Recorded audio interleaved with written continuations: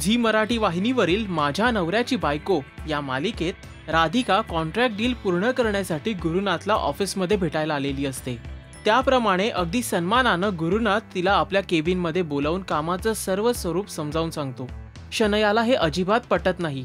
तिच्या मनात प्रचंड संताप असतो, मात्र हताश मनानं पाहण्याशिवाय तिच्याकडे गत्यंतर नसतं। आनंद मुद्दामपणे केबिनचे कर्टन्स उघडे करतो, जेणेकरून शनायाला कमीपणा दाखवता येईल।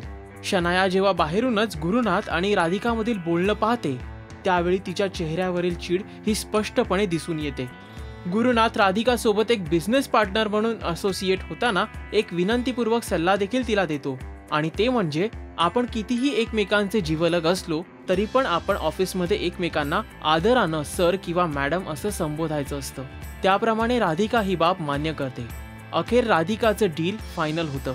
तेव्हा शनयालाही कळतं की गुरुनाथला आपल्या बाजूला वळवणं आता सोपं राहिलेलं नाही। राधिका आणि गुरुनाथ बिझनेस डील पूर्ण करण्यात यशस्वी ठरलेत, मात्र त्यांचे नातेसंबंध पूर्वीसारखेच दृढ होतील का? शनया नवीन खेळी खेळण्याचा विचार तर करत नाही ना? आणि या सगळ्यात आनंद आपली भूमिका कशी निभावणार हे पाहणंही महत्त्वाचं असणार आहे। मराठी मालिकांच्या वित्तम बातमीसाठी पाहत रहा मराठी शोबज।